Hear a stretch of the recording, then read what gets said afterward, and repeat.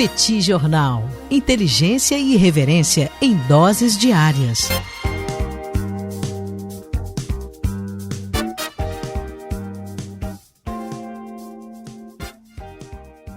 Olá, gente. Bem-vindos, bem-vindas ao Petit Jornal. Esse é o bate-papo número 891. Estamos gravando numa live no YouTube do Petit Jornal. São exatamente 21 horas e 27 minutos da quarta-feira, 16 de julho de 2025. Cá está a dupla de costume, a dupla que você conhece, cor, Tanguy, o Bagdadi, animado, contente, preparado, revigorado, resiliente, retumbante, descansado, muitíssimo tarifado e agora com uma lista de reclamações para administrar. É isso que eu tenho a dizer. E Daniel Souza aqui, esse que vos fala, ao longo dos próximos minutos, vamos repercutir aí os principais acontecimentos internacionais das últimas horas e, de novo, o Brasil no meio da confusão. O Brasil, rapaz, gostou de ser protagonista da temática internacional, desse caos internacional que nós temos vivido ao longo dos últimos tempos. Tudo bem, Tanguy? Vamos nessa? Tudo bem, Daniel Souza? Vamos lá para esse bate-papo 891. Deixo aqui as super boas-vindas a todo mundo que nos ouve, que nos acompanha. As boas-vindas a quem está nos acompanhando aqui no YouTube, né, nessa live de onde sai a gravação, que vai parar lá no podcast, de qualquer aplicativo que seja. Estamos em todos os aplicativos de podcast. Um prazer, uma honra estar aqui. Daniel Souza, o dia hoje, eu vou tentar resumir como é que foi o dia de hoje. Israel atacou a capital da Síria. Israel atacou Damasco. O Ministério da Defesa, né, da capital. Ministério da Defesa da Síria. Então, isso aí já seria uma capa de Petit Jornal, falar assim, cara, isso aqui é o assunto do episódio inteiro. Mas o mundo tá tão, como é que eu vou dizer, convulsionado, Daniel Souza, que Trump conseguiu tirar Israel e a Síria da pauta. E ele tomou a dianteira do assunto principal. E eu queria fazer aqui uma campanha, queria saber se os nossos ouvintes poderiam me acompanhar nessa campanha, que é a campanha por uma potência menos chorona. A gente já teve potências que choravam menos, né, Daniel? Ah, que reclamam de uma coisa. Ah, que reclamam da 25 de março. Ah, que reclamam do Pix. Ô, Daniel Souza, o que aconteceu, cara? O que o Trump tá reclamando, cara? Me conta aí. Tanguy, o escritório do representante comercial dos Estados Unidos iniciou uma investigação via a seção 301 da Lei de Comércio de 1974 contra o Brasil. Uma investigação contra o Brasil. Finalmente temos mais concretude em relação ao que os americanos verdadeiramente querem nessa negociação que o Trump lançou diante das ameaças ali de uma tarifa de 50% sobre os produtos brasileiros a partir de 1º de agosto de 2025. Tome nota, Tanguy, das reclamações americanas. Primeira reclamação, barreiras ao comércio digital. Porque você sabe, Tanguy, o Brasil resolveu inventar o tal do Pix. Ah, porque o Pix é de graça. Ah, porque o Pix todo mundo pode usar. Isso atrapalha o negócio das operadoras de cartão de crédito. Claro. Isso atrapalha os sistemas de pagamento das grandes empresas de tecnologia americana. Isso é inadmissível? Isso é inaceitável? Então, peraí. A reclamação, então, é que história é essa do Brasil fazer um negócio que é competitivo? É essa a reclamação? Basicamente sim, porque Perfeito. Você criou um lance competitivo, uma tecnologia inovadora, um sistema de pagamentos instantâneo, sem custos, tanto para quem recebe quanto para quem paga. É bem verdade que o sistema operacional do Pix tem custos para o Banco Central Brasileiro, mas de qualquer maneira foi uma inovação que permitiu uma gigantesca bancarização no Brasil, um aumento significativo no número de transações e o desaparecimento do papel moeda, porque agora está difícil achar papel moeda no Brasil depois das gigantescas e numerosas transações de Pix que têm se popularizado muito por aqui. Então, os americanos estão reclamando da questão do sistema de pagamentos brasileiro que, veja você, está atrapalhando empresas americanas bastante poderosas. Temos uma segunda reclamação, continue anotando. Tarifas preferenciais para outros parceiros, que não os Estados Unidos. Ah, porque o Brasil trata melhor o México. Ah, porque o Brasil trata melhor a Índia. O Brasil trata melhor os parceiros do Mercosul e fica tratando mal os Estados Unidos da América. Isso é inadmissível, isso é inaceitável. Como é que nós não somos os mais bem tratados desse relacionamento, dessa relação comercial que o Brasil tem com os Estados Unidos da América? O Brasil é um país que tarifa muito? Tarifa muito. O Brasil é meio confuso na sua política comercial? É meio confuso. Mas o Brasil tem direito de tratar os países da maneira que quiser. Os Estados Unidos não estão botando tarifas diferentes. Porque fulano vai pagar mais, Beltrano vai pagar menos. O Brasil também tem direito, Tanguy. Isso aí faz parte do jogo. Então, menos choradeira e mais, realmente, negociação, mais trabalho. Está faltando trabalho nos Estados Unidos. Está faltando ali acordar mais cedo, se tornar mais eficiente, mais competitivo para buscar soluções melhores. Terceira reclamação. Falhas na aplicação de leis anticorrupção. Aí eu fiquei um pouco sem entender porque o Trump relaxou a questão de combate à corrupção das empresas americanas do exterior. Afinal, nos Estados Unidos você tinha ali a possibilidade de punir executivos de empresas americanas caso eles adotassem práticas corruptas nos países em que essas empresas estivessem atuando. O Trump acabou com isso, porque afinal estamos perdendo competitividade, porque os chineses não respeitam isso. Então acaba com esse troço. Aí eu fiquei um pouco sem entender se é para trazer de novo o combate à corrupção ou se é para continuar sem combater a corrupção. Mas, enfim, o fato, Tanguy, é que o Brasil estaria aí falhando na aplicação de leis anticorrupção, embora o próprio governo Trump tenha flexibilizado o combate à corrupção em relação às próprias empresas americanas, mas isso é uma outra discussão. Outro ponto, Tanguy, falta de proteção efetiva à propriedade intelectual. E aí entrou a 25 de março. Eu quero saber, cadê a Uruguaiana? Cadê o Saara? Eu fiquei chateado com isso aí também, tá? Fica aqui a nossa nota de repúdio, porque fica citando 25 de março e não cita o Uruguaiana, não cita o Saara. Trump, o senhor abre o olho, hein?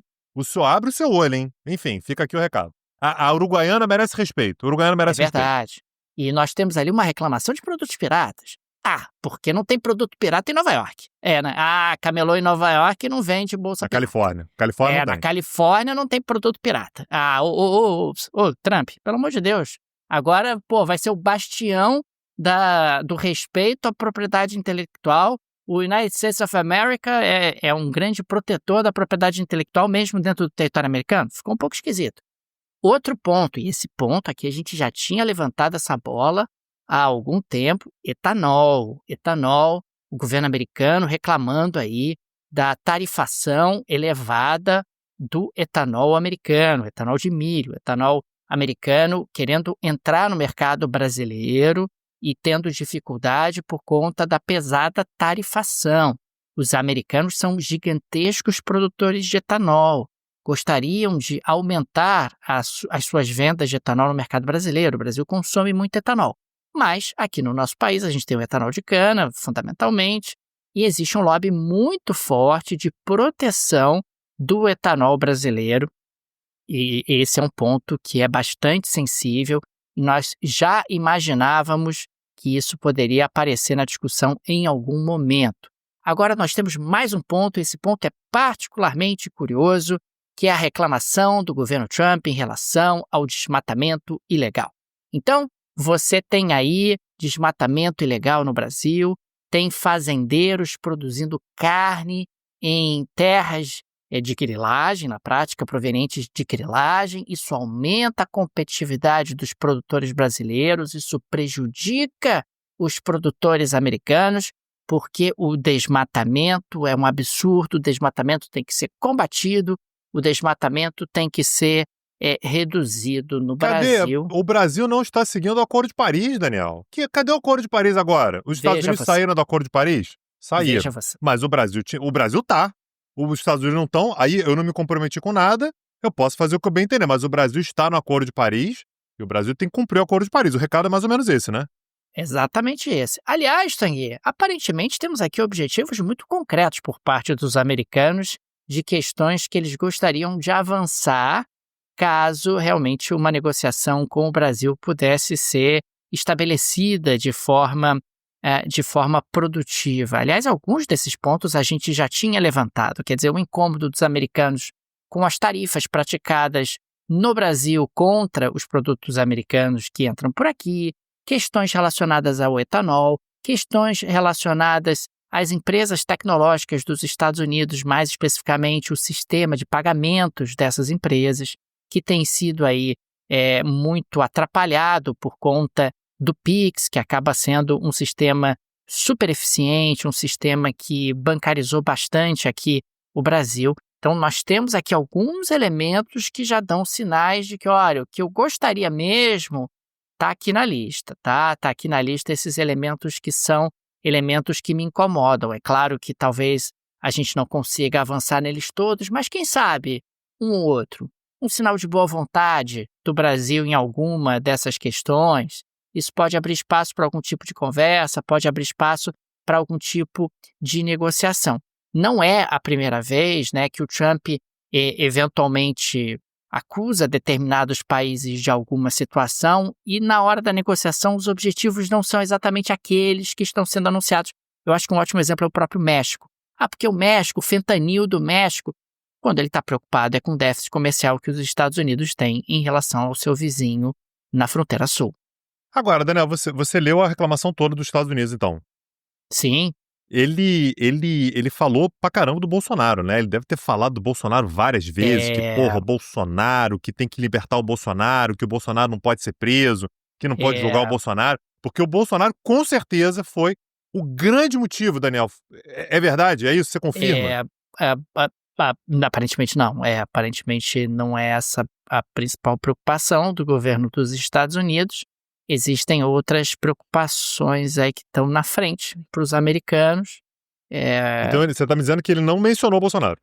Nessa reclamação, não. É uma reclamação caramba, que curioso, né? que está sendo investigada do ponto de vista comercial, e aí você faz aí uma discussão comercial, e isso tem se tornado aí uma prioridade para os americanos nesse momento, obter vantagens econômicas, né, em relação ao Brasil, que é um país importante, que é uma economia grande, é um país que para o digital, né, para as empresas de tecnologia, o Brasil é um mercado super importante. Às vezes a gente esquece um pouco isso. O Brasil é um país hiperconectado, né, é um país que tem realmente muita gente na internet, muita gente fazendo transações, trabalhando na internet. Isso acaba sendo algo que chama bastante atenção. Mas nesse momento é uma investigação comercial e essa investigação comercial já levantou aí os pontos comerciais incômodos por parte dos americanos em relação ao Brasil.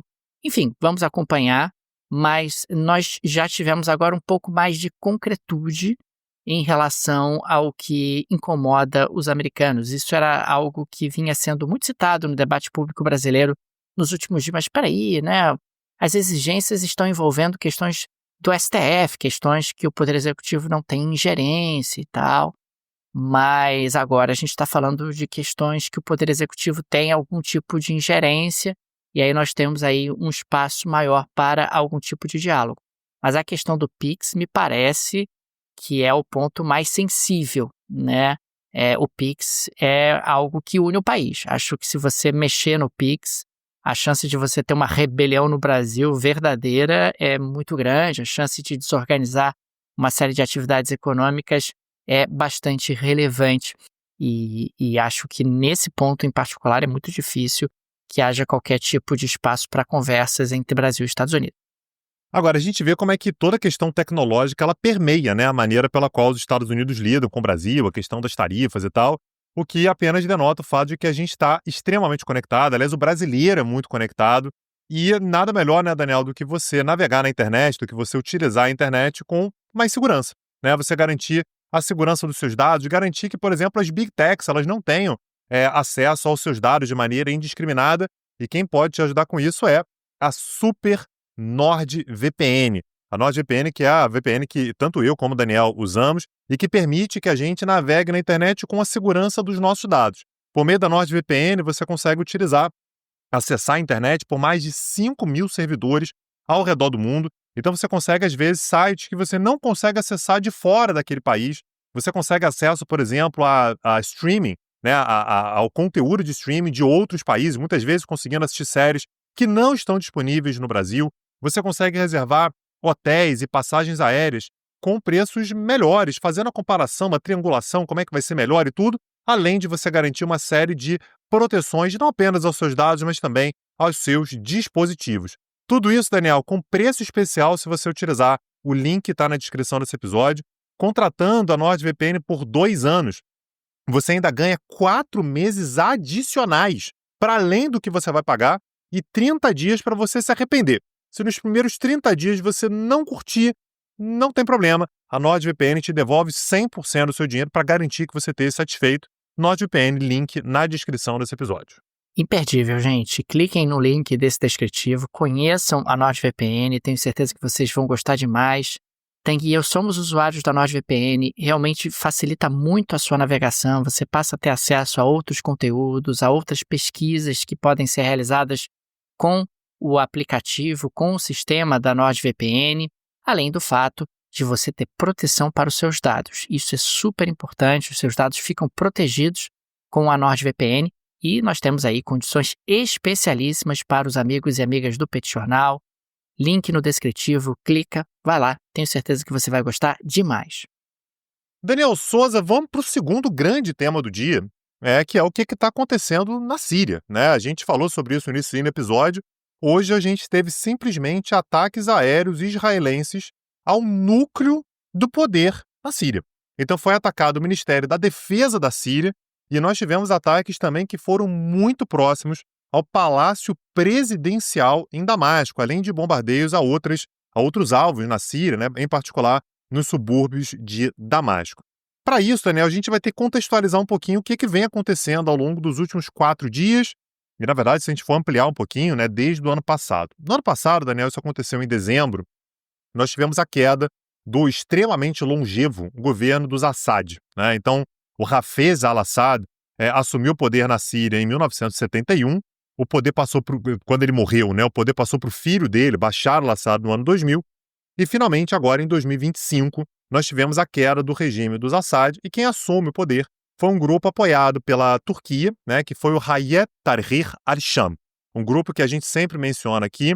É um grupo que tem origem lá na Al-Qaeda, né? E que vem passando aí por um processo de uma certa higienização da sua imagem. A gente não é tão radical assim. A gente quer dialogar com o Ocidente, a gente quer dialogar com Israel. Agora, Israel mesmo, Daniel, já disse mais de uma vez que, olha, essa galera aí é um monte de radical mal disfarçado, mas são os radicais. E, Daniel, a gente sabe que são mesmo, né? É uma galera que tem origem lá na Al-Qaeda. E aí, Daniel, a fruta não cai longe do pé, né? E basicamente o que vem acontecendo desde que o Hayat Tahrir al-Sham, que a gente vai chamar sempre aqui de HTS, assumiu o poder, é que a gente vem tendo atritos entre o governo, forças do governo, milícias ligadas ao governo e determinadas minorias no país. Grande parte dos atingidos ao longo desse período foram os alauítas. Importante lembrar que os Assad são alauítas e vem sofrendo muito na mão do governo. Você tem aí algumas centenas, talvez milhares de alauítas que morreram desde dezembro do ano passado. E ao longo das últimas semanas, a gente tem uma outra frente de atrito, que é o atrito entre o governo e as forças de segurança do governo e as milícias druzas. Só uma contextualização, Daniel, de quem são os drusos. Os drusos são uma minoria religiosa que tem origem ali numa vertente do Islã, que é o xiismo, né? Que eles na verdade, são uma vertente dos xiitas e ismaelitas, mas que não se consideram muçulmanos. Eles, na verdade, se descolaram com o passar do tempo do Islã. Então há quem considere que, olha, tem algumas similaridades com o Islã, mas eles se descolaram do Islã. Então eles não se consideram muçulmanos e há, principalmente no sul da Síria, cerca de 700 mil drusos. E existem ainda, em Israel, cerca de 150 mil drusos. Um detalhe importante é que uma boa parte dos drusos que vivem em Israel vivem nas colinas de Golã. Por que isso é importante? Porque as colinas de Golã são um território da Síria, mas que está ocupado por Israel desde 1967.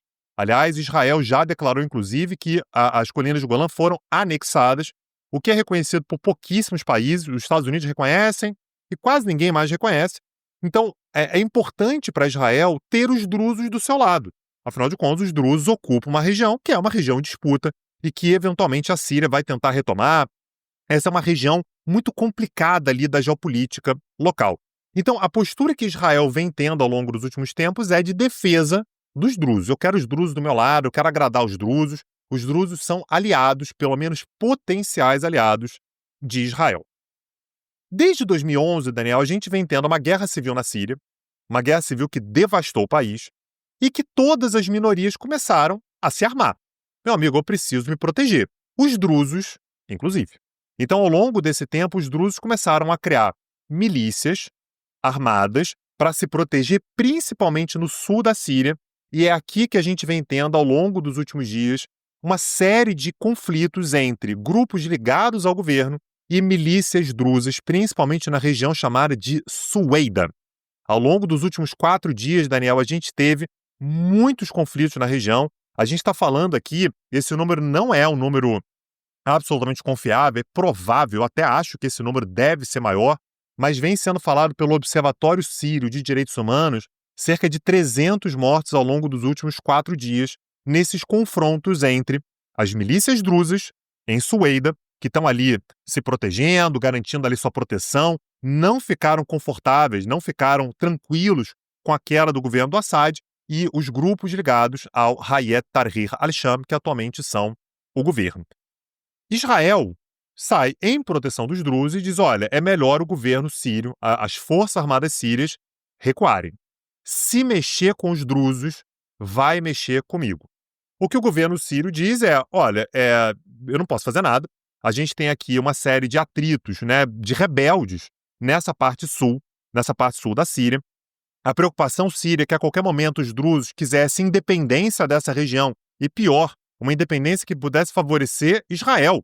Pô, quero independência aqui dessa região de Sueida e vou ser protegido por Israel dentro do território sírio, o que para a Síria seria uma humilhação horrorosa. Então, ao longo dos últimos dias, Daniel, a gente começou a ter sequestros, a gente começou a ter pessoas torturadas de ambos os lados, e isso agravou muito o cenário da estabilidade no sul da Síria. Israel deu uma série de ultimatos, olha, é melhor recuar, se mexer com os sírios, vai estar mexendo comigo, e hoje Israel reagiu e atacou, portanto, o núcleo do poder da Síria. Como eu já disse no início dessa minha fala aqui, atacou o Ministério da Defesa da Síria e áreas próximas ao Palácio Presidencial em Damasco. A gente tem, inclusive, uma cena muito impressionante, né, Daniel, que é uma jornalista que está ali apresentando um jornal cujo fundo é exatamente o Ministério da Defesa. E ao vivo, né? A mulher está apresentando o telejornal. Muito impressionante. E a imagem acontece ali ao vivo durante o telejornal, né? Uma explosão de grandes proporções. Assim, quem viu a imagem sabe do que eu estou falando. O ministro da Defesa de Israel, que é o Israel Katz, ele disse que as advertências acabaram e agora virão golpes dolorosos, né? Enquanto tropas israelenses são reforçadas na fronteira com a Síria. A gente veio vendo, né, Daniel, a gente veio acompanhando isso ao longo dos últimos quase 2 anos, né, que Israel está, de fato, tentando limpar os seus inimigos da região. Então, já agiu muito contra o Hamas, agiu muito contra o Hezbollah, agiu contra o Irã, agiu contra os Houthis.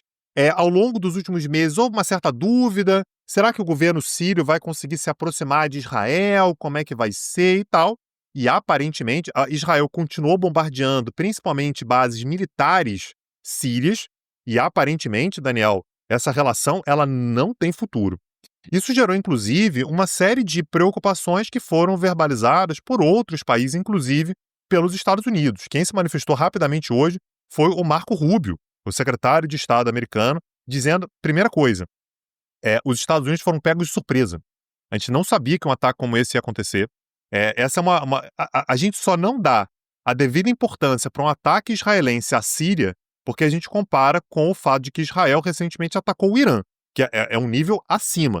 Agora, uma guerra entre Israel e Síria é uma guerra muito séria. São 2 países que têm fronteira, são 2 países que têm um histórico muito grave de relações muito ruins.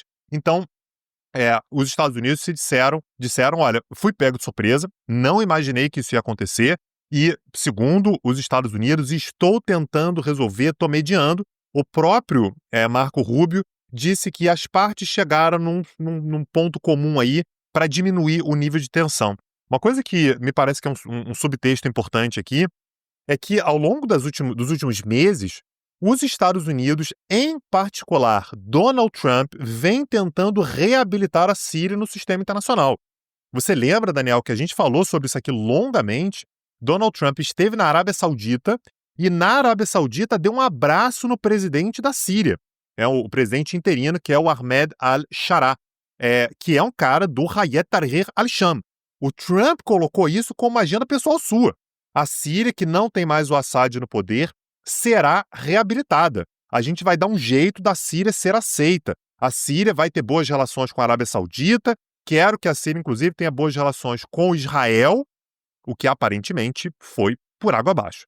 A gente deve ter, nas próximas horas, Daniel, provavelmente nessa quinta-feira, uma reunião do Conselho de Segurança para tentar lidar com a questão.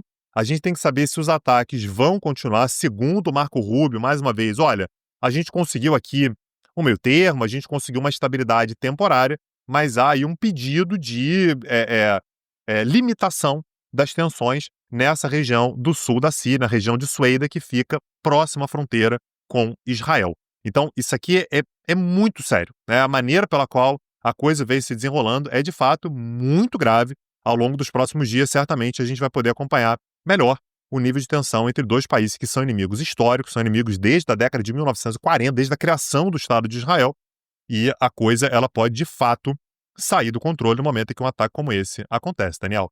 Um detalhe, só um ponto que eu acho importante falar aqui, Daniel, a gente teve mais uma novidade com relação ao governo Netanyahu. Ontem eu disse aqui que um dos partidos da coalizão do Netanyahu abandonou a coalizão, o que deixou o Netanyahu com apenas 61 parlamentares, que é o mínimo do mínimo necessário para ter maioria no Knesset, que é o parlamento. E hoje, um outro partido ultra-ortodoxo, eu disse que isso podia acontecer, aconteceu hoje, o Shas abandonou também o ministério. O Shas, Daniel, tem 11 parlamentares. Então, se o Shas abandonar o governo agora, se os parlamentares, por exemplo, deixarem o governo Netanyahu cai de 61 parlamentares para 50. Seria uma tragédia para o Netanyahu. O que o Shas fez foi os ministros abandonaram seus cargos, mas a base parlamentar se mantém. Parece que aqui o recado está muito bem dado, né? O Netanyahu, seguinte, dá teu jeito aí, faz aí o que os ultra-ortodoxos estão pedindo, senão a gente vai sair e o seu governo vai acabar caindo. Então as peças estão se movimentando rapidamente no Oriente Médio, Daniel. Vamos acompanhar ao longo dos próximos dias onde que essa tensão toda vai nos levar. Tang, para encerrar, vamos a uma nota um pouco mais leve aqui no nosso quadro da Geleia da Shakira? Deixa eu tentar adivinhar aqui, Daniel. Tô pensando aqui, Donald Trump aparece de novo. Aparece.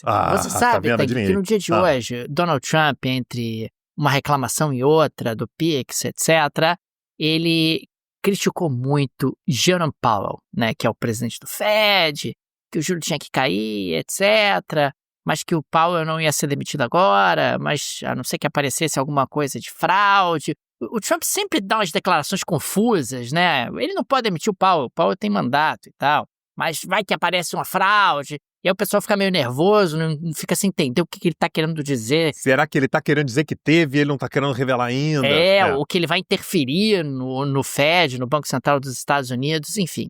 O fato, Tanguy, é que lá pelas tantas, o Trump disse o seguinte, abre aspas, eu estava surpreso que ele foi nomeado, eu estava surpreso, francamente, que o Biden o colocou lá, fecha aspas. Tanguy, peraí, o Powell foi indicado pelo Trump, foi o Trump que colocou ele lá, porque o Obama havia colocado a Janet Yellen, o Trump não quis reconduzir a Janet Yellen, o que, aliás, é uma tradição, né, se o presidente do Fed quer ser reconduzido, os presidentes reconduzem, seja ele democrata ou republicano. O Trump não quis. Trump tira a Yellen, tira a Janet Yellen, bota o Jerome Powell. Elogiou na época o Jerome Powell e tal, e agora o Jerome Powell está em desgraça, ele está dizendo que quem indicou o Jerome Powell foi o Biden. Tá confuso, que tá muito difícil, é porque é muita informação, muita coisa na cabeça do Trump ao mesmo tempo, muita reclamação, e hoje ele queria reclamar bastante do Powell, que não reduz a taxa de juros nos Estados Unidos. Ele acha que a taxa de juros tinha que estar muito mais baixa, e apesar da inflação dos Estados Unidos estar subindo, como a gente viu ontem aqui no Petit Jornal, e subindo por conta das tarifas, tá muito confuso, Tanguy, por isso o Trump acabou trocando as bolas.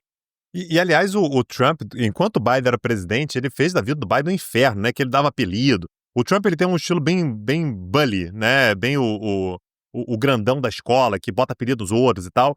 E ele chamava o Biden de Sleepy Joe, exatamente para dizer que tá meio gagá, tá esquecido e tal. E aparentemente, né, Daniel Souza, se alguém souber dar um apelido direitinho aí, acaba pegando no Trump também. Daniel Souza, dessa maneira a gente encerra o nosso episódio de hoje, agradecendo muito a todo mundo que está aqui junto com a gente, todo mundo que nos acompanha, nos apoia e fazer... É o momento aqui, Daniel, de passar o chapéu. Passar o chapéu. Fizemos aqui, né, a nossa performance, né, ao longo desse episódio. Se você curte o Petit Jornal, se você gosta dos nossos episódios, se você usa o Petit Jornal para se manter informado, pensa na possibilidade de apoiar o Petit Jornal. Fazer o Petit Jornal é um prazer, a gente realmente adora, mas dá muito trabalho, né? Toma parte considerável do dia, gravação, fazer pauta, editar e tudo. E tem várias maneiras de você apoiar o Petit Jornal. Você pode fazer Pix. Aproveita, né, que o Trump tá reclamando do Pix aí. Aliás, é uma maneira de você demonstrar protesto com relação a Trump. Fazer Pix para o Petit Jornal. Você pode apoiar a gente fazendo um apoio recorrente, aliás, tanto pelo Pix quanto pelo Apoia-se. O link está na descrição desse episódio. Se você mora fora do país, você pode usar o Patreon. Tem várias maneiras de apoiar o Petit Jornal. Pensa aí na que te agrada mais, na que é mais fácil para você. Você pode, inclusive, se tornar membro do canal do Petit Jornal no YouTube. Também é uma ótima maneira de acompanhar a gente, de nos ajudar. Acessa lá, né, a descrição desse episódio. Tem inúmeras maneiras. Apoie o Petit Jornal, que pra gente isso faz muita diferença. Tanguy, e fica aqui também o convite para o pessoal assistir a aula gratuita do Petit Jornal, que será na próxima terça-feira, às 19 horas, no YouTube do Petit Jornal. Vamos falar sobre desdolarização. Que pauta é essa? O que é desdolarização? Existe viabilidade nessa proposta ou não? Por que isso incomoda o Trump? O Trump, inclusive, que já fez referência a essa temática em mais de uma oportunidade. É uma maneira que a gente tem de alongar o debate, alongar discussões que a gente tem aqui no Petit Jornal, assim como a plataforma do Petit, a plataforma de cursos, o streaming do Petit Jornal, que é o petcursos.com.br. Vai lá, dá uma olhada na plataforma, tem uma quantidade grande de cursos que a gente tem produzido ao longo dos últimos tempos, cursos produzidos com muito carinho, muita responsabilidade, cursos que têm muita qualidade e são muito acessíveis. Apesar do Bagdadi querer reajustar, mas eu não deixo. Mas eu não sei até quando eu vou aguentar. Então vai lá, aproveita, que ainda está com um preço super em conta, petcursos.com.br, porque é uma forma de aprofundar todos esses debates que a gente tem aqui no nosso podcast. É isso, Daniel Souza. Amanhã estamos de volta. Um abraço. Valeu. Tchau, tchau. Petit Jornal. Inteligência e irreverência em doses diárias. Acesse www.petitjornal.com.br.